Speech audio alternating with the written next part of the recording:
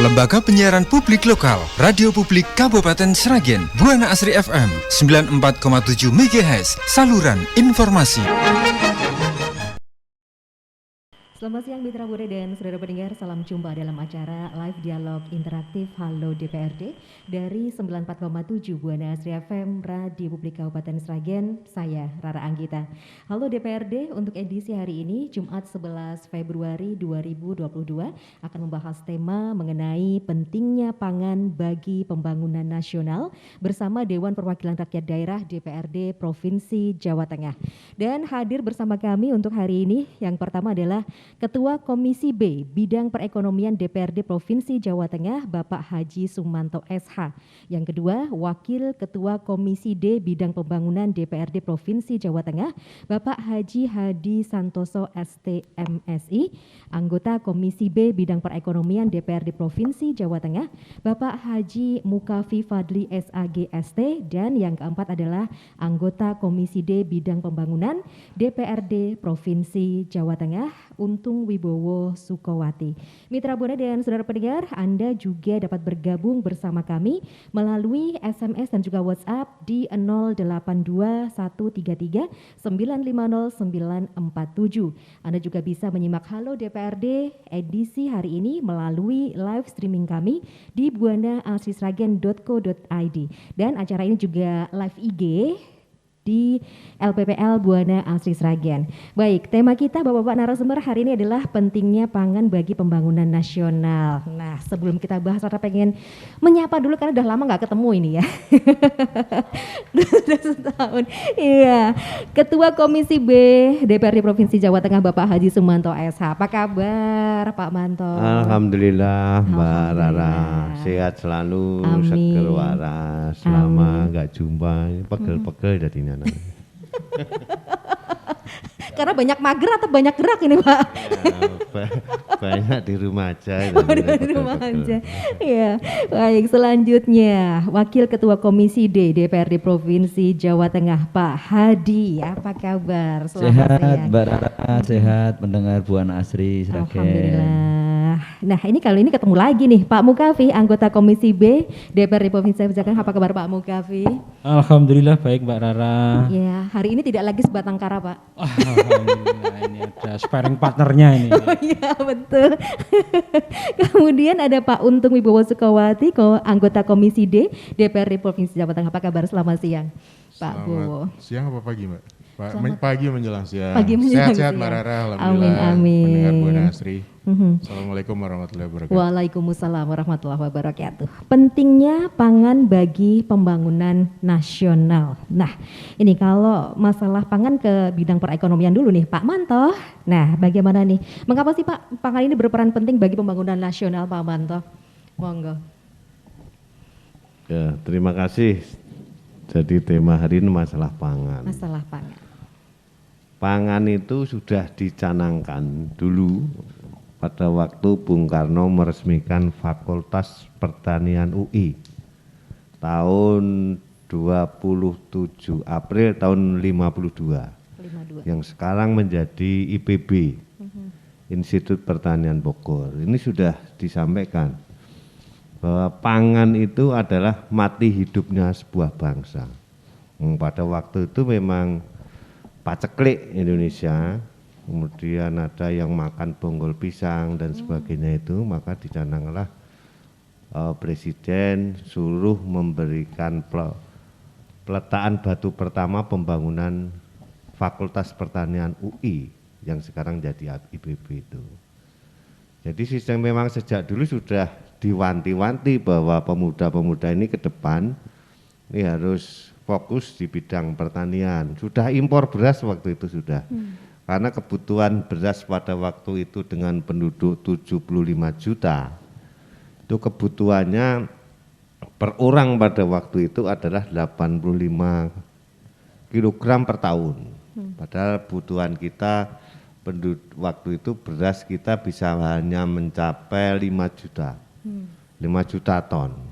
Nah, itu butuh sekitar 6,3 juta ton. Jadi makanya waktu itu sudah disampaikan bahwa pangan ini menjadi bagian penting bagi kelangsungan hidup bangsa, karena ini kita butuh makan, kita butuh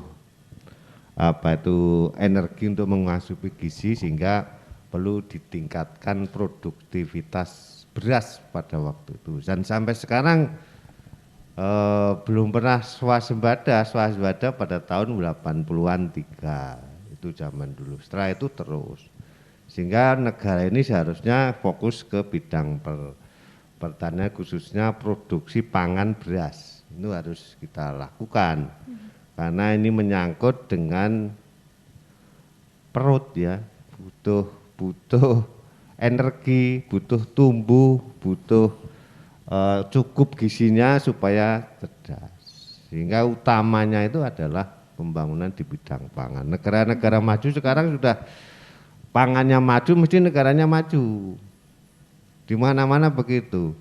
Pangannya mandiri, kedaulat di bidang pangan itu mesti negaranya akan maju, dan teknologinya akan maju karena kebutuhan masyarakat tambah, penduduknya tambah. Ini gizi keluarga juga harus ditingkatkan. Itu yang utama sebenarnya seperti itu. Sudah dicanangkan lama, tapi lupa kelihatannya bangsa kita terhadap masalah itu. Gitu. Ini kenapa ini bisa jadi lupa seperti ini, Pak? Ya, tidak concern inginnya impor, gampang.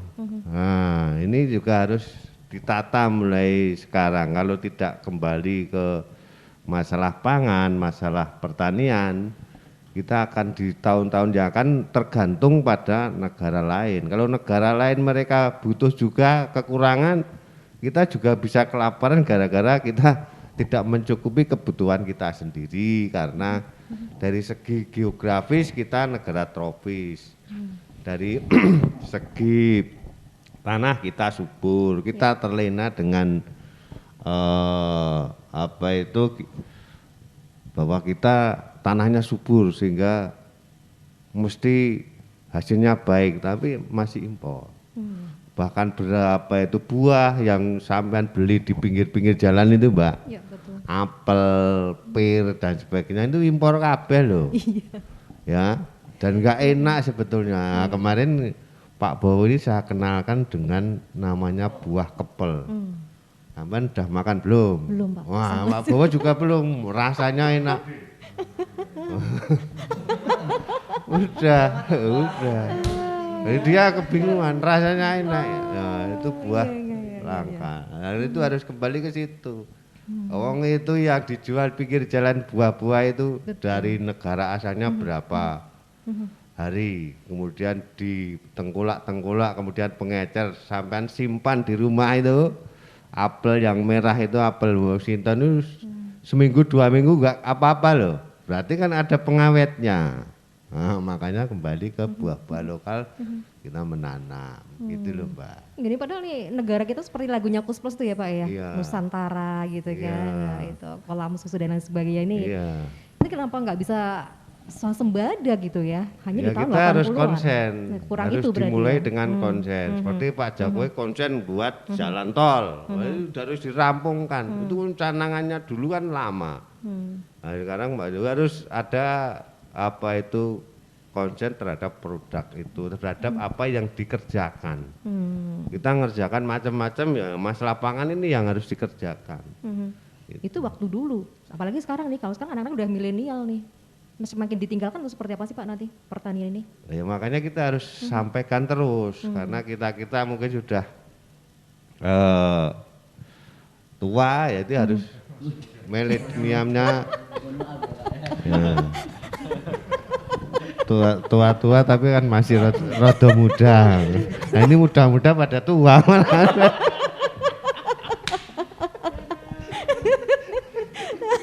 Tua-tua pada muda ini. Bahasanya Pak Manto. Nah, Pak Hadi monggo ini. Seperti apa ini Pak? Kalau dari bidang pembangunan begitu. Saya nambah sedikit apa yang tadi disampaikan oleh Pak Ketua Pak Manto ini, karena beliau sebenarnya narasumbernya itu cukup Pak Manto dengan Pak Mukafi udah Mukafi. cukup gitu, karena ekonomi pertanian ada di beliau. Iya. Jadi di Indonesia ini masih ada 26 juta jiwa masyarakat miskin. Dan masih ada tercatat 7 juta jiwa masyarakat yang kekurangan pangan, Mbak Rara. Jadi kalau disuguh ini kudu dintek nih, soalnya masih ada 7 juta yang kekurangan pangan. Nah, karena faktor itu Indonesia juga mendapatkan sorotan dari WHO karena 1 dari 7 anak di Indonesia itu mengalami kondisi stunting. Nah, juga 2 dari 10 wanita hamil itu katanya mengalami anemia. Yang itu semuanya hubungannya dengan kondisi ketercukupan gizi pangan kita. Nah, itulah yang saya pikir kita harus konsentrasi, apalagi dalam kondisi pandemi seperti sekarang ini, cakupan gizi, fit atau tidak fitnya tubuh manusia itu sangat mempengaruhi kondisi imunitas kita. Sehingga pemerintah kalau tadi disampaikan mosok 10 tahun mau infrastruktur terus gitu, maka kemudian harus juga setelah infrastrukturnya sebagai connecting penghubungnya udah selesai, harus ada konsentrasi untuk pembangunan di bidang pangan. Dan ini kita ini negara agraris, kita ini negara yang gemah ripah lojinawi. Ya tadi tuh kepel aja bisa dimakan gitu. Itu kan luar biasa nih. Sehingga saya pikir bukan mencanangkan baru mencanangkan, tetapi mereview kembali, mengulang kembali komitmen kita terhadap pangan lokal ini harus menjadi concern bagi kita semua. Baik, terima kasih untuk Pak Hadi. Selanjutnya Pak Mukafi, monggo. Terima kasih Mbak Rara. Jadi tadi betul disampaikan para senior-senior ini, jadi ini kan kebutuhan primer pangan itu. Bahkan dalam benak pikiran saya, idealnya di Indonesia itu Menteri Pertahanan tidak mengurusi keamanan negara, pertahanan semata, tapi Menteri Pertahanan Pangan. Jadi karena substansinya adalah negara ini harus terbebas dari permasalahan pangan itu sendiri. Kemudian kalau kita mengikbak di masa penjajahan Belanda dulu, kita punya tokoh besar di Jogja, Sultan Agung Hanyokrokusumo, yang beliau ekspansi ke Batavia untuk menyerang Belanda, dan kata kuncinya dan gagalnya raja kita itu menyerang karena di pangannya. Karena logistiknya di jalan tidak mencukupi, karena cara mengelola pangannya tidak tepat, maka tentara itu belum sampai Batavia sudah banyak yang mati. Jadi betapa pentingnya sumber pangan itu. Kemudian di teman-teman pergerakan juga lebih heroik lagi, Mbak.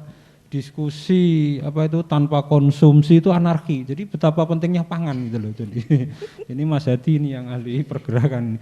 Jadi yang ingin saya sampaikan adalah kebutuhan primer ini adalah kebutuhan utama kita. Jadi bangsa kita ini memang harus segera mengutamakan. Di tengah itu diskusi kita dengan Pak Ketua ini, sepenting itu ternyata mafia pangan itu juga masih ada, Mbak. Kita sangat prihatin, apalagi beberapa waktu yang lalu Komisi 4 DPR itu ke Sragen, sudah Menteri Pertanian itu sudah ketiga kalinya ke Sragen. Kemudian Komisi 4 ke sini juga menyampaikan apa yang jadi otokritik kita di Komisi B itu. Nah, cuma memang agak kurang responsif dari Pak Dirjen Pangannya yang mengatakan bahwa petani itu orangnya nerimo dan lain-lain. Nah, ini kita juga prihatin statement beliau itu.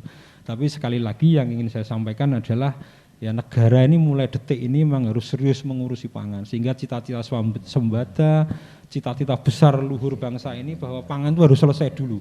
Kalau sudah selesai ke lain-lain itu mudah. Ya apa gunanya jalan tol panjang bebas tapi kita nggak bisa makan, tidak terurus pangannya. Tapi artinya sekali lagi memang ini kebutuhan dasar kita, Mbak. Begitu, Emang Mbak. Ya, prosentase terbesar kriminalitas juga karena pangan tadi ya, kesejahteraan gitu ya. Prosentase kriminalitas terbanyak gitu terjadi kan.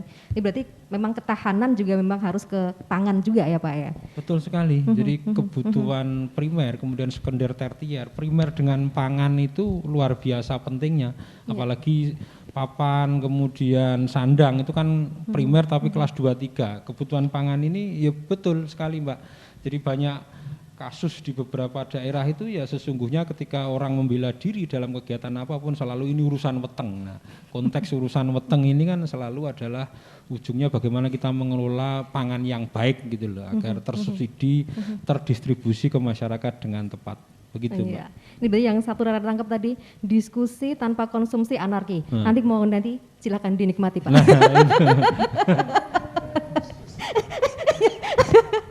Monggo Pak Bowo, bagaimana ini? Udah komplit ya Mbak Udah ya? komplit ya. tiga-tiganya. Saya nambahi aja. Iya. Jadi kemarin kan sudah dicoba ya harga minyak goreng tuh dibikin satu harga 14.000 kalau nggak salah. Ternyata tuh di tes seperti itu banyak kelangkaan. Kenapa? Ya karena mungkin para distributor sudah kulaan dengan harga jauh lebih tinggi daripada itu. Ini salah satu contoh Mbak. Nah, kita kan fokus infrastruktur sekarang. Betul.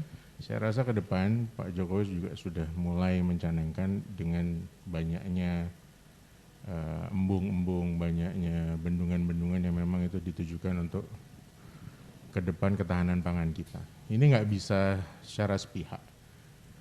Peran Bulog ini harus tetap di-push, harus tetap dikembalikan seperti semula. Sekarang ini kan kayak banyak Bulog bayangan. Jadi Bulog ini perannya tidak sesignifikan dulu awalnya dibuat. Jadi intinya Bulog ini harus tetap menjadi peran krusial yang paling penting yang untuk kedepannya supaya kita bisa ketahanan pangan. Contoh Sragen. Sragen ini kehilangan tol hampir 200 hektar lahan produktif. Bisa tetap menjadi ketahanan pangan, kita jadi penunjang, kita masih surplus. Jadi sebetulnya masyarakat ini kalau memang di-push Mbak, itu dibantu dan diperhatikan, bukan cuman hanya sekedar dikirim, apalagi sekarang ini kaum milenial pasti kan bertanya-tanya, jadi petani itu seperti apa.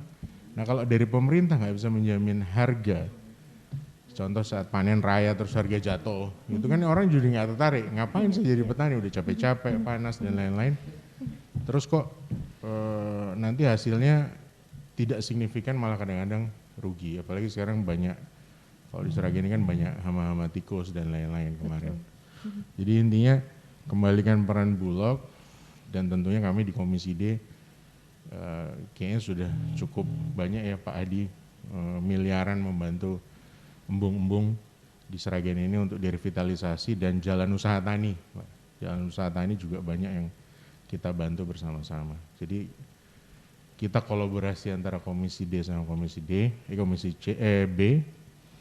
Intinya kita tetap ke depan ini harus jadi ini pertama. Contoh konkret awal tahun ini Mbak, kita kan penghasil batu bara terbesar. Ini kita bicara melenceng dari pangan.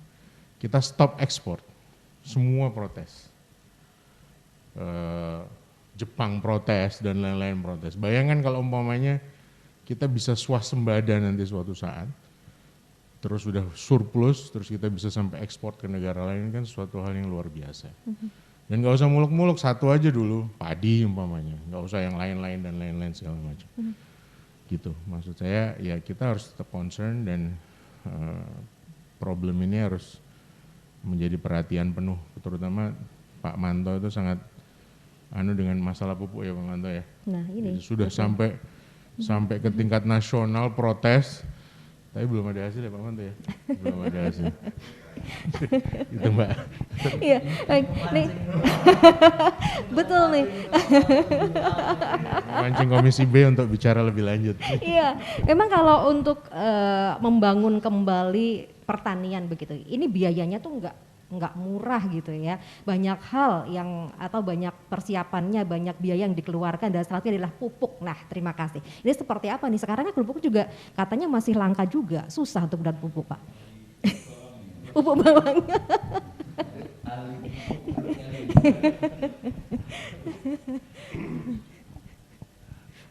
Tadi apa Mbak? Ternyata nggak berubah ya Pak Manto ya.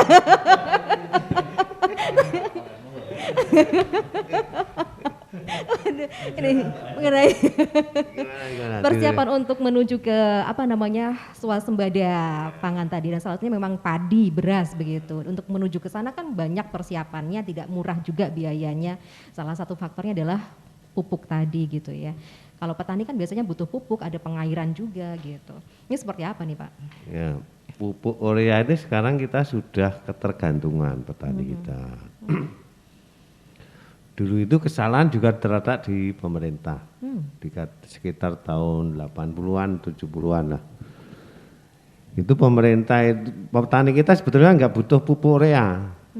Nah, mereka pakai pupuk kandang dan sebagainya. Mau dikasih pupuk urea itu, pemerintah memaksa, dulu namanya MES namanya. Nah, orang dipaksa pakai pupuk urea, ganti pupuk urea supaya swasembada. Memang cepat, tapi itu butuh waktu. Nah, akhirnya pemerintah berhasil supaya memakai pupuk urea itu melalui petani-petani itu yang nggak pakai pupuk urea sampai dimarah-marah itu sama pemerintah. Hanya pakai, dan sekarang sudah ketergantungan. Dan kebutuhan petani ini sekarang tidak tercukupi oleh pemerintah karena subsidinya besar. Subsidi yang kita butuhkan itu 60 triliun. Hanya untuk pupuk saja? Pupuk urea. Pupuk urea saja? Pupuk urea, pupuk ZA, NPK dan sebagainya itu. Sedangkan pemerintah menyediakan 30 triliun. Nah, mesti kan kurang, umpama satu desa butuhnya 10 ton, mereka dapatnya 5 ton. Padahal butuhnya 10.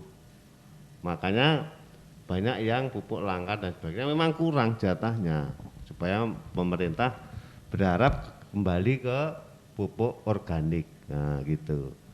Jadi intinya bahwa kebutuhan pupuk ini sekarang menjadi hal yang langka karena ada subsidi dan non subsidi. Kalau subsidi harganya 2.250, kalau non subsidi harganya 10.000 per kilo.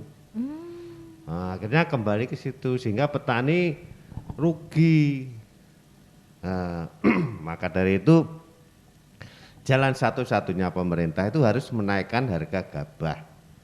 Kalau harga gabah dinaikkan itu akan menjadi petani untung, ini rugi. Mereka punya 2.000 meter persegi sawah yang digarap petani itu penghasilan mereka itu cuma 400.000. Oh, petani punya sawah 2.000 loh, sampean punya tanah enggak 2.000. Nah, itu cuma segitu. Padahal UMR kita di sini Sragen ini 2 jutaan. Nah, kalau coba dibandingkan mereka punya modal. Kalau ini harga dinaikkan sekarang HBB 420 menjadi 5.500. Ya, 4.200 menjadi 5.500 atau 6.000. Petani penghasilannya tinggi menjadi 1,5 juta lah, mereka sudah seneng. Nah itu pupuk subsidi dicabut nggak apa-apa, pakai saja seperti BBM itu dulu kan rame dicabut subsidinya, sekarang nggak apa-apa, naik harga BBM 100.000, 200.000 per liter, nggak ada yang protes. Ini begitu pemerintah harusnya. Kalau ingin swasembada, mereka yang punya tanah orang Sragen merantau ke Jakarta, di sana juga kuli bangunan dan sebagainya, pulang garap tanahnya. Mereka akan cucu. Sebetulnya di situ letaknya. Tapi nanti kalau gini Pak, kalau harga gabahnya naik, otomatis harga beras akan naik juga. Masyarakat berarti beli berasnya juga naik juga dong Pak? Iya, nggak apa-apa. Karena petani ini rugi, nggak akan naik pendapatan mereka. Berarti kesejahteraan masyarakat harus dinaikkan juga berarti, biar nanti bisa beli beras. Kan nanti yang nggak beli beras, Menteri Sosial ngasih beras, sekarang sudah ada. Nanti butuh subsidi lagi enggak? Subsidi kan sudah dikasih, itu malah nggak subsidi. Yang nggak mampu beli beras, dikasih. Yang PKH, BT apa itu pokoknya, yang sosial, bantuan sosial itu, ya non tunai dan sebagainya. Itu kalau nggak begitu ya terus begini, pemerintah nggak cukup memberikan subsidi pupuk. Nah ini dinaikkan harganya, gabah ini memang keputusan pemerintah pusat, nggak bisa kita. Jadi ngelola beras itu harus seperti pemerintah ngurusi BBM, jadi ditangani sendiri. Kalau enggak nanti nggak bisa, sini harga mahal bawa Sragen, sana murah, sana bawa sini. Jadi seperti mengelola BBM itu baru bisa. Gitu. Nggak mahal sebetulnya kalau ada kemauan. Oh iya ya. Coba dibandingkan saja, UMR 2 juta, petani 400.000 per bulan dan mereka bisa hidup kenapa? Karena dia nanam sayur, punya kambing, bebek, bisa nyekolahkan anak mereka malah dengan padahal Jawa Tengah itu ada 3 jutaan lebih, 3,5 juta petani yang punya 2.000 meter ini sekitar 1,5 juta. Oh, jangan nanti milenial petani milenial penghasilannya 25 juta itu di TV itu kan. Itu kan cuma satu seluruh Jawa Tengah. Satu atau dua mereka jualan online dan sebagainya karena menguasai teknologi nggak apa-apa.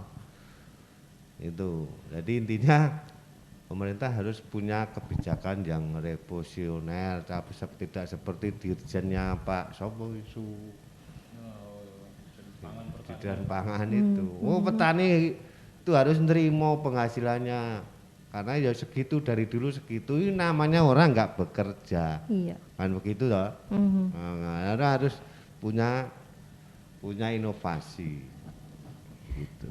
Nah ini berarti tidak bisa dipisahkan juga berarti ya kesejahteraan dan juga tadi pangan begitu untuk bisa mencapai ke sana. Dan yang kalau sekarang karena ini masih pandemi pasti agak susah ya kalau masalah kesejahteraan. Masyarakat juga banyak yang nganggur sekarang. Kalau ini misalkan padi atau harga beras akan dinaikkan pasti masyarakat akan protes lagi gitu Pak. Ya memang harus ada kebijakan pemerintah, ada solusi. Tapi solusi produsen petani ini kalau terus diginikan mereka juga begini nggak akan naik produksi kita. Nanti siapa yang nanam? Beras kita itu murah loh, paling murah loh ya. Asia Tenggara itu beras kita itu yang paling murah di Thailand, Vietnam, baru Indonesia. Di Jepang itu harga beras itu 50.000, 70.000. Di Korea itu 30-an ribu. Di Malaysia itu sudah $1 lebih. Kita sekarang berapa di tingkat petani malah ada yang 9.000, 8.000 beras. Oh, di Amerika sana sudah mahal beras. Belum lagi yang dari petani ke tengkulak nih. Iya makanya. Ini bentar lagi Maret ini panen raya murah itu. Wah kasihan ya berarti ya. Iya. Enggak, Pak Mukawi menambahkan masih dari Komisi B ini. Seperti apa Pak Mukawi? Oh sudah luar biasa.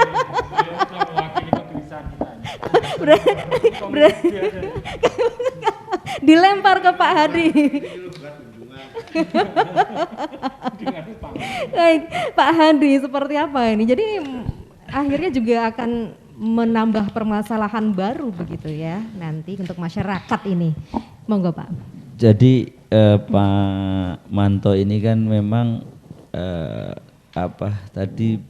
sudah menjelaskan kaitannya dengan di sisi hulu bahwa perbaikan produksi itu harus diiringi dengan tata niaga yang kemudian nanti menyebabkan orang itu memiliki tingkat kesejahteraan bagi para petani.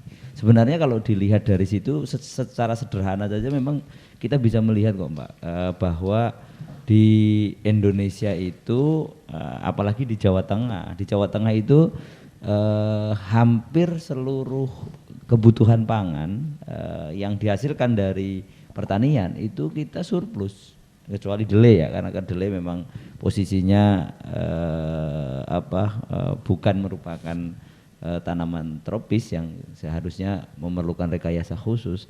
Tapi selebihnya itu kita sudah cukup. Cuman permasalahannya adalah permasalahan di tata niaga pasca itu, artinya bagaimana kemudian kondisi yang cukup ini bisa membawa kesejahteraan bagi para petani. Nah, kesejahteraan bagi para petani itu menyebabkan di periode-periode berikutnya, di masa tanam berikutnya mereka bersemangat untuk menanam. Nah, Pak Manto ini memberikan solusi di ujung, di hulu ini yang kemudian patut menjadi cermatan kita bersama. Ini yang pertama. Nah, yang kedua sebenarnya setelah ini juga selesai juga harus diikuti dengan semangat untuk meningkatkan pola konsumsi lokal, makanan lokal.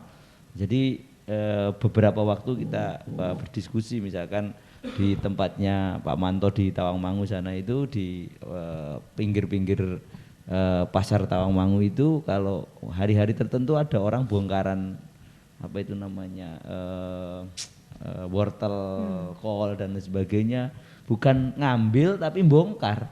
Artinya apa?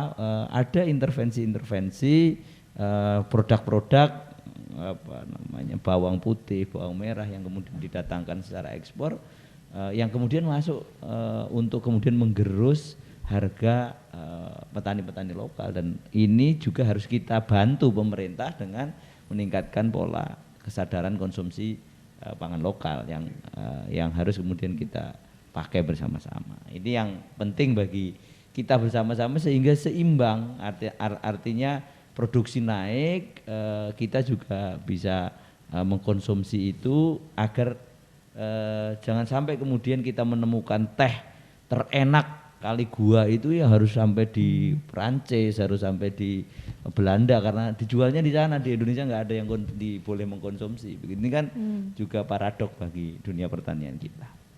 Ya, monggo Pak Bowo menambahkan. Ini belum break ya Mbak? Oh, kira iya. Saya rasa cukup Mbak, udah dijelaskan secara panjang lebar. Nanti mungkin sesi selanjutnya kita bahas yang lain ya. Ini berarti kode buat Rara nih. Nah, ini kalau tadi masalah pangan lokal, berarti kalau pangan kita nggak bisa jauh dari yang namanya padi, beras gitu. Berarti dibutuhkan yang namanya diversifikasi pangan. Betul ya? Kita bahas di sesi selanjutnya kalau begitu ya. Monggo silakan istirahat dulu. Ini kode buat Rara ternyata. Baik, mitra dan saudara pendengar, nanti kita akan bahas lagi tema kita untuk hari ini, pentingnya pangan bagi pembangunan nasional. Tema kita untuk Halo DPRD edisi hari ini. Kami akan kembali untuk Anda sesaat lagi. Terima kasih Anda masih menyimak live dialog interaktif Halo DPRD dari 94,7 Buana Asri FM Radio Publik Kabupaten Sragen untuk hari ini, membahas mengenai pentingnya pangan bagi pembangunan nasional bersama DPRD Provinsi Jawa Tengah. Mitra Buana dan saudara pendengar, Anda dapat bergabung bersama kami melalui line SMS dan juga WhatsApp di 082133950947, dan Anda juga bisa menyimak Halo DPRD edisi hari ini melalui live streaming kami di buanaasrisragen.co.id dan live IG @lppl Buana Asri Sragen. Nah, Bapak narasumber nih tadi Rara singgung mengenai diversifikasi pangan. Monggo silakan. Dengan siapa ini sekarang yang mau menjawab nih setelah istirahat? Lagi ternyata Pak Bowo, monggo. Oh, saya dulu nggak apa-apa.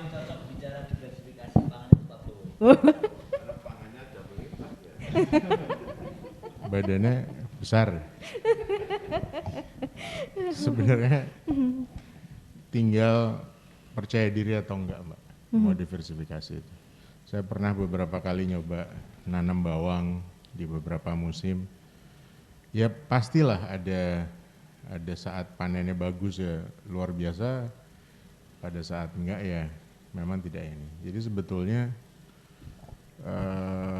bisa kok kita ini mau diversifikasi dan lain-lain. Lagi saatnya panen raya padi ya kita tanam yang lain gitu. Tapi kan tetap mungkin para petani ini apakah nanti laku dan lain-lain. Contoh sekarang apa ya Pak? Porang ya Pak? Tadi saya sepedaan ada yang nanam porang. Dulu porang harga luar biasa. Tapi begitu apa namanya surplus supply-nya terus jadi turun. Nah ini tinggal kita mencari momen saja, kita mau menanam apa, itu tinggal kepercayaan diri kita dan melihat peluang. Gitu. Jadi bawang nggak melulu selalu di Brebes kok, memang Brebes kan selalu dibilang itu kandangnya bawang.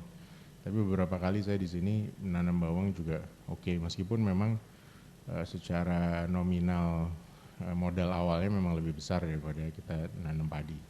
Jadi itu sih sebetulnya Mbak, itu yang terjadi di lapangan, dan mungkin ya kendala-kendala lain yang mungkin membuat para petani ini kadang-kadang belum percaya diri untuk mendiversifikasi lahannya. Ini kalau konsumsi rumah tangga saja gimana Pak Bowo? Misalkan hanya untuk kebutuhan keluarga saja gitu, tidak perlu untuk dijual begitu. Itu seperti apa? Kalau untuk konsumsi pribadi, nah kalau lahannya banyak kayak Pak Mukafi, nanti kan mubazir Mbak, masa dimakan sendiri kan ya Pak ya? Dibagikan mungkin nanti.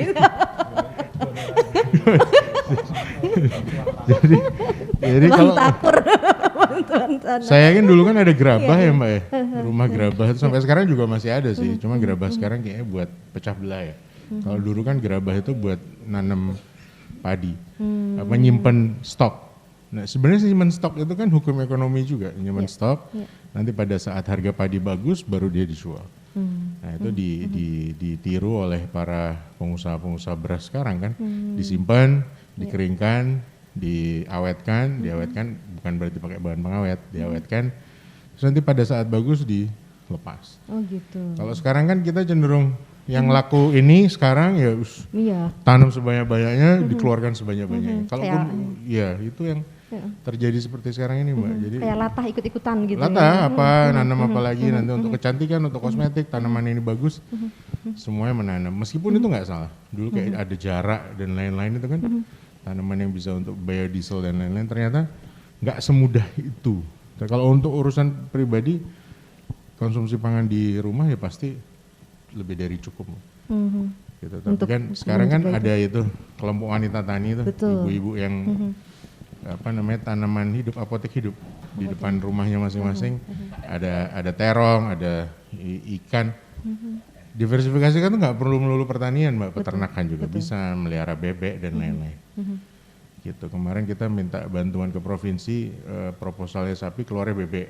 Nah itu yang kadang-kadang ya kita udah nyediain. Banyak itu Mas. Iya, jumlahnya banyak tapi kandangnya bingung Mbak, karena kita udah nyediain kandang sapi, tiba-tiba keluarnya bebek.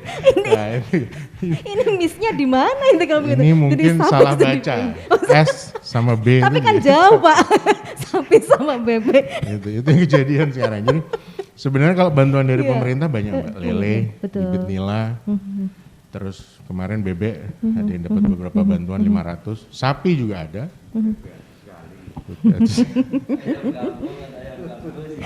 Ayam nggak? Ya ayam ada banyak itu, mendo gitu. Tapi intinya sebenarnya kalau dimulai dari keluarga sendiri untuk ketahanan pangan sendiri itu sudah lebih dari cukup. Halaman sedikit pun bisa untuk ini kok tanaman hidup. Gitu. Nah ini masalah juga masyarakat nih nggak bisa jauh-jauh dari namanya beras. Kalau orang Indonesia kebanyakan sebelum makan nasi namanya belum makan gitu. Ini seperti apa? Kalau saya karena tumbuh kembangnya di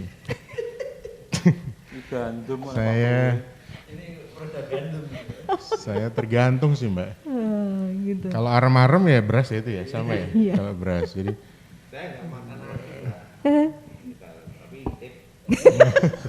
itu namanya nasi goreng Pak. Nasi goreng kalau itu intip ya. Lauknya karak gitu Mbak. bener Mbak, kan ada jagung. Iya. Ada jagung, ada singkong, ada ubi. Tapi kita konotasinya masih cemilan. Betul. Bukan makanan pokok. Padahal kalau dimakan satu tenggok itu seberapa ya? Ya tenggok segitulah. Banyak itu dong. cukup bisa mengenyangkan dan mungkin bisa seperti saya badannya kalau makan segitu. Jadi ya mindset aja. Kalau belum orang makan sego, orang warak gitu kan. Betul. Nah, makanya masyarakat sekarang gitu. Jadi nggak bisa lepas dari mau padi. makan roti sebanyak banyaknya kalau belum makan nasi. Belum ketemu nasi belum makan ketemu namanya. sego ya belum makan. Nah ini yang dari dulu toh mungkin harus dibalik ya Pak Manto ya. Jadi orang Sragen ini makan sagu. Jadi di sini tumbuh sagu, padi segala macam. Jadi kita ini karena penduduk Jawa paling banyak dan konsumen padi terbanyak. Jadi ya yang benar-benar ini terasa di sini Mbak, di Jawa.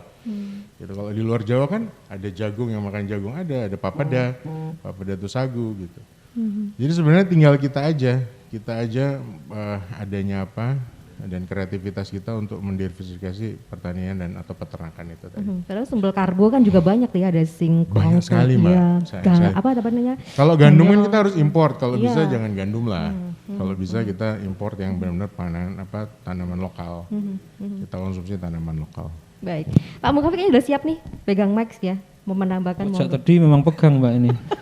Ya menambah dari Mas Bowo, kalau konteks diversifikasi pangan atau penganekaragaman hayati pangan itu ya sesungguhnya ya sebangsane ubi, ketela dan lain-lain itu. Cuma memang tadi benar disampaikan Mas Bowo bahwa kita itu memang tidak terbiasa, bahkan itu masih diasumsikan sebagai cemilan jajanan itu. Nah, cuma memang ini tugas besar kita bersama, jangan sampai karena apapun yang namanya beras, nasi ini kan juga sekarang menjadi harus banyak dihindari karena tentu banyak juga penderita diabetes mellitus ini di Indonesia ini yang tentu kadar gulanya harus dikurangi. Jadi kemudian ada penganekaragaman tadi, banyak umbi-umbian dan lain-lain. Apalagi sekarang ada sorghum juga nih ya.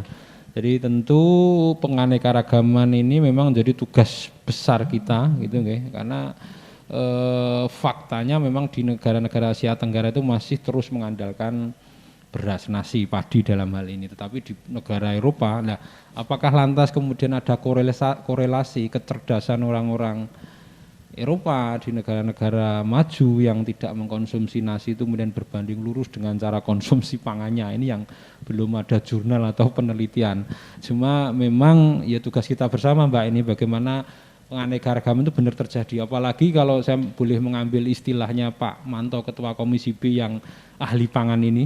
Jadi umpomo sawah itu enten nyawani Mbak pun nangis ora umum niku karena tiap hari dipupuk, ditekan untuk tumbuhnya padi terus tanpa ada apa niku upaya-upaya penganekaragaman. Nah, itu. Dan tentu ini akan menjadi ironi di antara. Begitu, Mbak? Iya. Nah, ini kalau di Jawa Tengah sendiri nih Pak, ada enggak sih permasalahan pangan yang dihadapi begitu?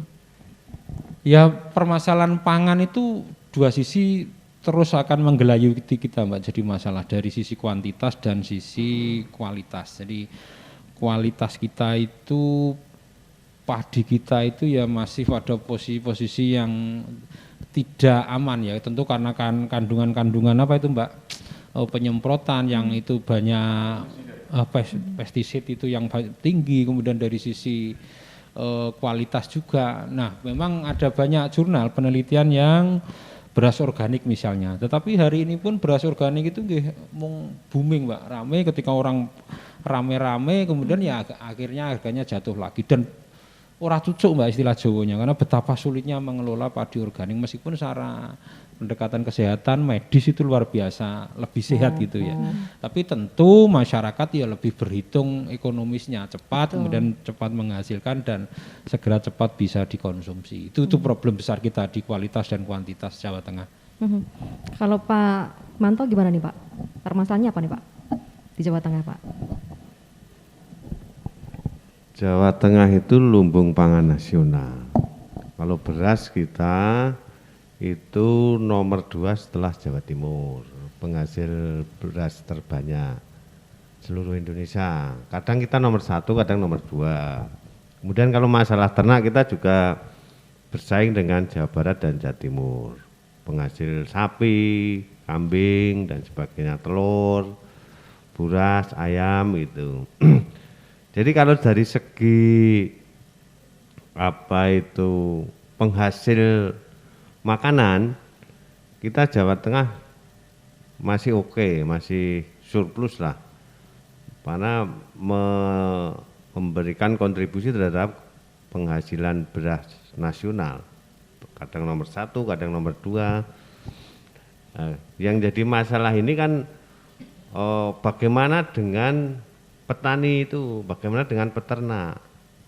Kalau mereka selama ini kan menjadi penyangga tingkat nasional untuk bisa meningkatkan produksinya. Kalau Jawa Tengah di-push itu masih bisa. Tetapi sekali lagi karena orang bertani, orang bekerja itu kan hasil akhirnya adalah penghasilannya. Kalau penghasilannya gitu-gitu aja ya kita tidak akan meningkat, secara nasional juga enggak meningkat. Jadi asupan kita itu tidak hanya di Jawa Tengah itu tidak hanya kebutuhan kita tidak hanya beras dan daging. Ikan itu juga penting.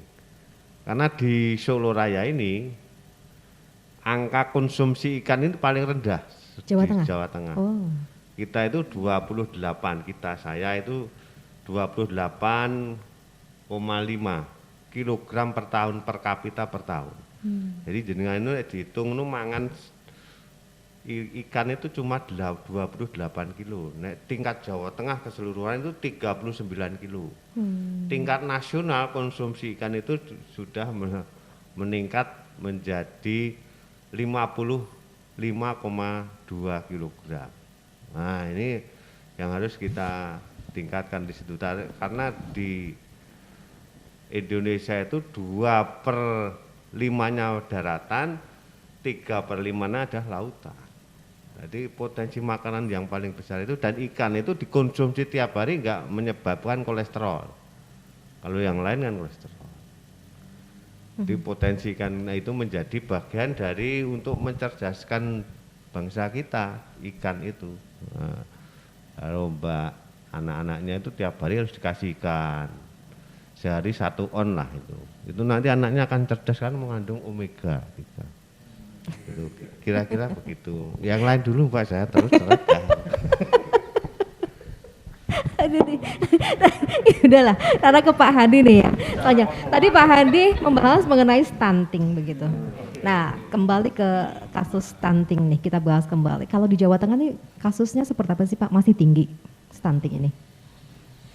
Iya, jadi stunting dengan diversifikasi pangan itu tadi Mas ya. Jadi apa yang disampaikan Pak Bowo tadi benar memang bahwa selain kemudian konteks peningkatan produktivitas ketika berbicara diversifikasi pangan itu juga harus kita juga harus galakkan bahwa diversifikasi pangan ini juga mengarah kepada aspek kesehatan. Bahwa sekarang gula darah itu muncul karena kebanyakan karbohidrat. Nah, kalau karbohidrat kan berarti kan sebenarnya memperbanyak makan buah, memperbanyak makan polo kependem, polo kesampar itu menjadi sangat baik itu dalam perspektif masyarakat. Nah, itu juga lah yang itulah juga yang kemudian hari ini ketika di Jawa Tengah 1 dari 7 anak yang dilahirkan itu dalam kondisi stunting itu total jumlahnya masih cukup besar. Nah, total jumlahnya sampai cukup sekarang. besar sampai sekarang. Kenapa? Karena bukan selalu bahwa rumah itu tidak punya yang dimakan, tetapi karena tidak memahami tentang pola makan yang baik, tentang pola keseimbangan gizi dalam keluarga. Ini kan menjadi penting juga bagi seorang ibu. Apa isi piring kita, gitu kan? Ada itu rumusnya. Apa isi piring kita, terus kemudian piramida makan, kebutuhan pokok itu kan yang kemudian hari ini perlu kita galakkan ke masyarakat. Nah, tadi ada hubungannya bahwa semakin tinggi kesadaran kesehatan seseorang, maka semakin tinggi juga kebutuhan diversifikasi pangan itu. Karena ketika berbicara karbohidrat itu dianggap 1/5% atau 1/3% dari isi piring, 1/3 dari isi piring, maka kemudian kita harus membagi 2/3-nya itu ke karbohidrat, ke protein dan juga ke sayur-sayuran, ke serat. Nah, artinya ini juga harus berbicara tentang diversifikasi pangan. Nah, begitu, Mbak Rara. Ini berarti kalau untuk pengentasan stunting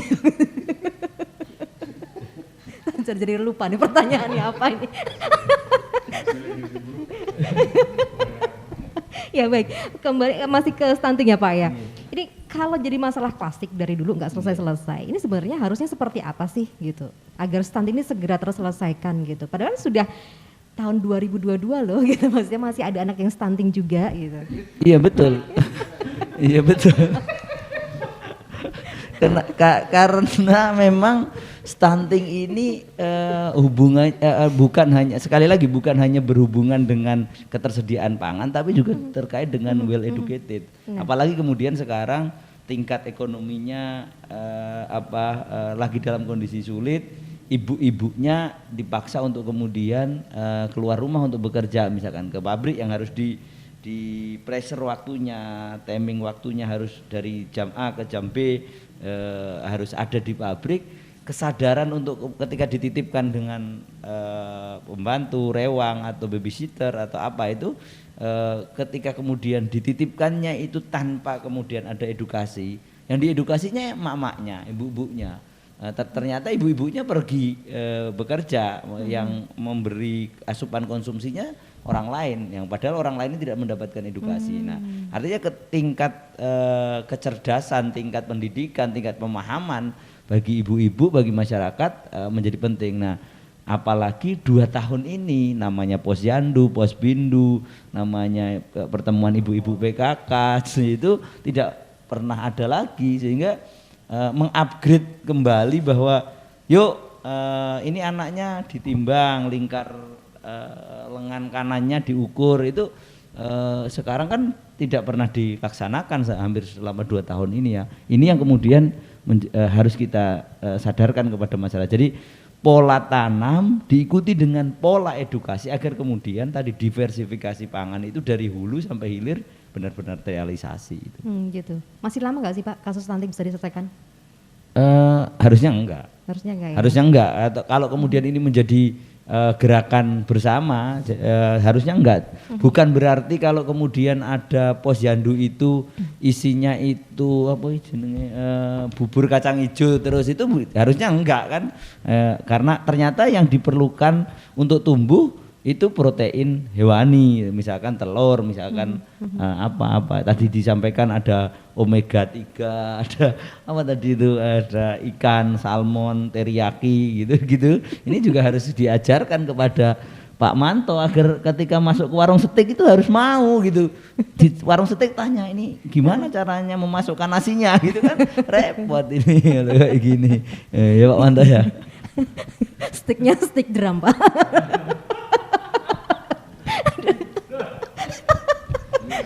Saya terbawa sama Pak Manto akhirnya. Baik nih, aduh, ternyata memang banyak ini ya, banyak yang harus kita selesaikan. Kalau masalah pangan akhirnya merembet kemana-mana akhirnya nanti.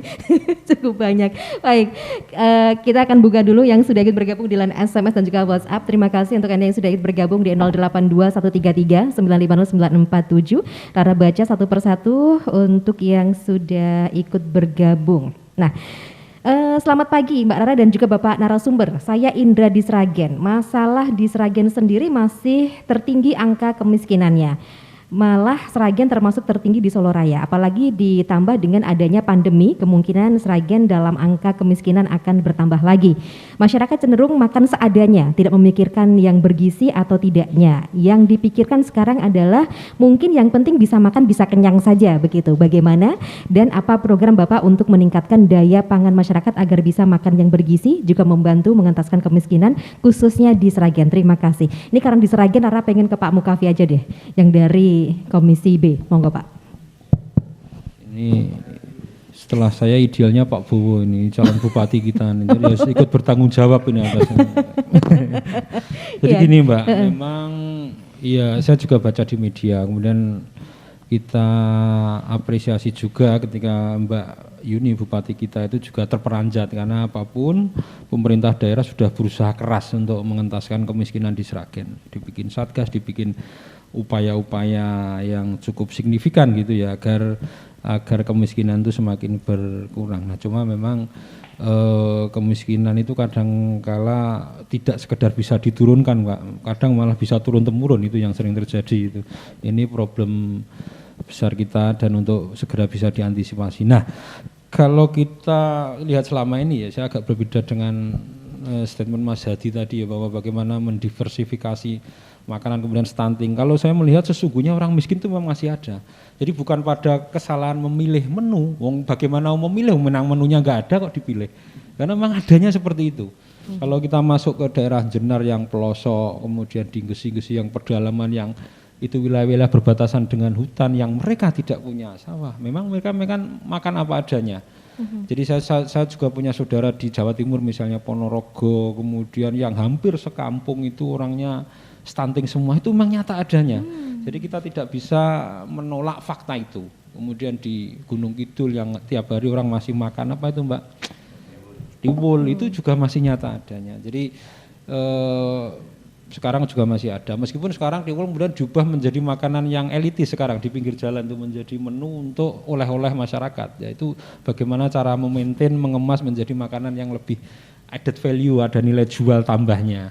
Nah sekali lagi kembali ke konteks Sragen ini, saya mengapresiasi sesungguhnya pemerintah daerah sudah berupaya keras, bantuan juga dikucurkan, ada beberapa jenis ya sampai 7-8 itu ya bantuan ini, kemudian bedah rumah banyak sekali bantuan. Nah cuma memang kadang ada duplikasi, yang ini sudah dapat, kemudian ada berita-berita yang dapat tok keluarga perangkat desa misalnya. Ini otokritik kita semua lah agar bagaimana dana bantuan itu tepat sasaran sehingga masyarakat benar-benar yang membutuhkan. Nah termasuk memang ketika kita bicara orang bisa makan tidak aja memang nggak bisa memperhatikan idealnya menu misalnya sampai bicara 4 sehat 5 sempurna ya jelas tidak bisa Mbak. Kemudian ini bagaimana noto protein nabati hewani udah angel wong desa nih. Mereka pun yang gitu. dimakan tuh yang ada di hadapan mereka saja. Yang nampak di depan yang bisa dimakan itu. Jadi tentu ini akan menjadi keprihatinan kita semua, tetapi apalagi yang saya baca kemarin untuk mencegah Covid, komisi kita di C DPRD Jateng sudah menggelontorkan 30 miliar untuk tahun ini untuk bagaimana menjaga ritme perekonomian pandemi ini biar stabil gitu. Nah tentu kita berharap itu bisa tersalur baik sampai ke daerah, dan sekali lagi Mbak yang ingin saya sampaikan memang penampakan kemakmuran itu selalu identik di daerah perkotaan. Kita nonton teman-teman ini seger semua, makan sehat, tetapi kalau kita agak masuk ke pelosok-pelosok memang nyata adanya fakta itu. Memang banyak orang yang kesusahan apalagi di tengah pandemi ini. Tentu ini akan jadi tugas besar kita bersama Mbak, gitu. Ya, yang di Sragen juga nih Pak Bowo, mungkin ada yang tambahkan nih, makannya asal kenyang saja begitu Pak. Mungkin pemahaman ya Mbak, Sragen ini kan menurut BPS angka kemiskinannya masih cukup tinggi. Tapi saya yakin dan kita sudah melihat sendiri pemerintah daerah juga nggak kurang-kurang untuk bisa mengintervensi supaya angka kemiskinan kita bisa turun. 2 tahun ini tentu pandemi juga berpengaruh, yang tadi sudah turun, angka kemiskinan menjadi naik lagi. Tapi kadang-kadang seperti yang diinikan Mas Mukafi tadi, data yang dimiliki oleh Pemkab dan data yang dimiliki oleh BPS dan data yang dimiliki oleh Kementerian Sosial itu beda-beda. Dan itu sumber problem kita. Jadi bantuan dari provinsi itu, pokoknya bantuan ke si A gitu, di provinsi itu dia membutuhkan di data. Tapi ternyata data provinsi itu data tahun 2019 sebelum pandemi. Pas dilihat ternyata dia sudah bisa mandiri. Tapi tetap karena datanya itu dipakai yang jadi acuan untuk memberikan bantuan itu harus digelontorkan mau nggak mau. Akhirnya di bawah kan kadang-kadang menjadi iri dari tetangganya dan segala macam. Kita punya sampai tingkatan RT Mbak mewakili pemerintah. Tingkatan RT itu adalah kunci untuk mendata siapa yang betul-betul memang membutuhkan dan miskinnya itu miskin seperti apa yang perlu diintervensi. Ini pendataan yang paling real yang menurut saya yang bisa kita lakukan. Kalau kita dari atas saja, dari kacamata helikopter, ya susah. Mau intervensi gimana? Ya kalau betul-betul data itu seperti yang diharapkan bahwa betul-betul di bawah garis kemiskinan. Kalau enggak, kadang-kadang orang melihat kan, wih orang itu punya mobil kok untuk bantuan. Padahal sebetulnya ternyata dia mobilnya juga belum tentu juga mobil yang sudah lunas dan lain-lain. Dan dia terdampak 2 tahun mau pelaku seni, dia nggak bisa kerja dan lain-lain. Jadi ini kacamata yang real itu ada di tingkatan RT. Nah ini tentunya kita perlu pendataan yang lebih real sebelum kita bisa betul-betul mengintervensi. Saya juga bingung yang miskin itu seperti apa? Di bawah garis kemiskinan itu seperti apa? Apakah betul-betul nggak bisa makan setiap harinya dan lain-lain?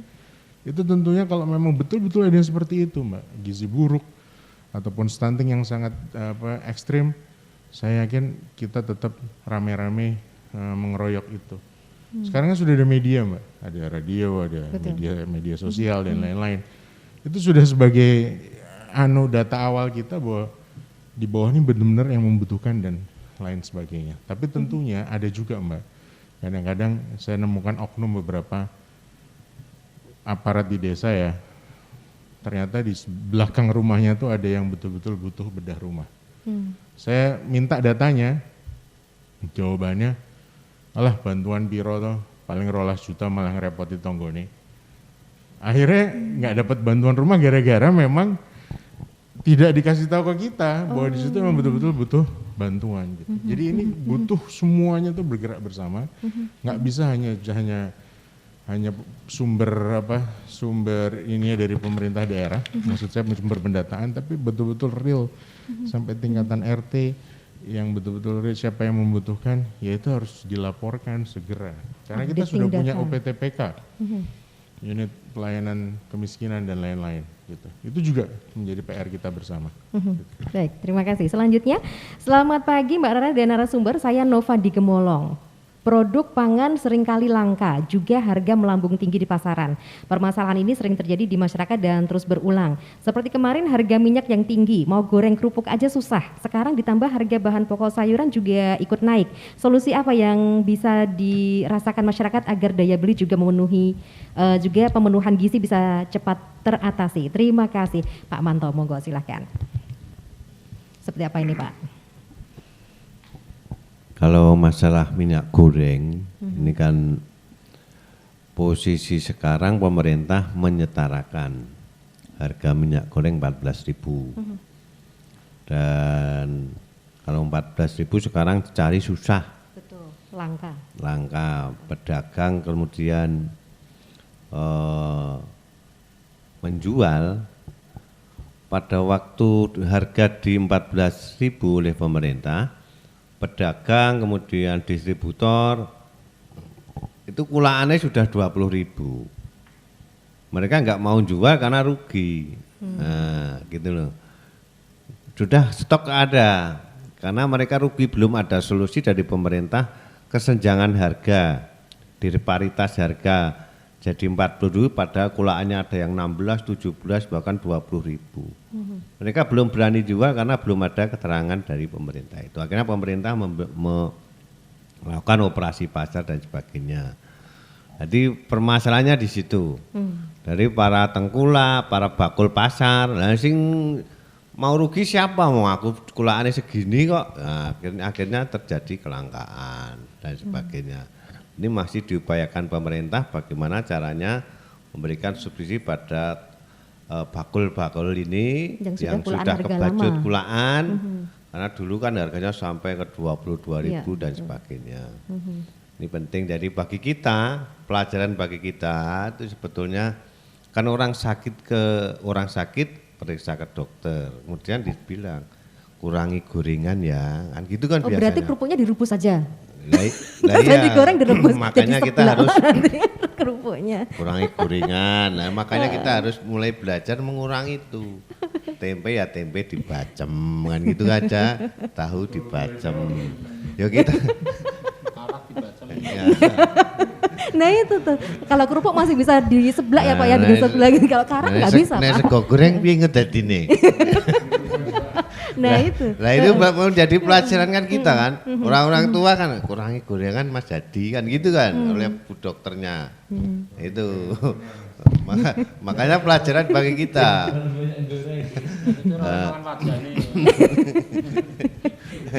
Begitu. Memang harga memang begitu, Mbak Rara, mudah-mudahan cepat diselesaikan lah gitu. Tapi ini udah mau turun lagi ya Pak? Rencananya begitu? Iya. Nah, baik selanjutnya.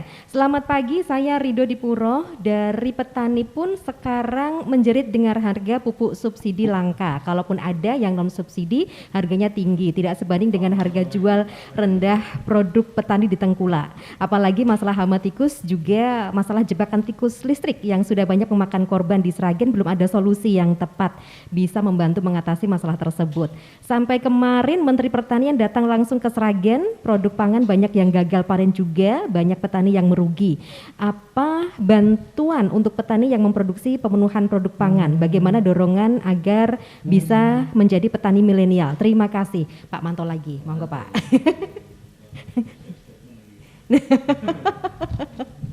Ya.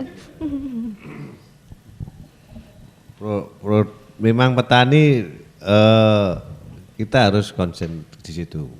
Memang harus konsen. Tapi ini kebijakan saya mohon maaf tidak menjawab kita ini tidak bisa memuaskan.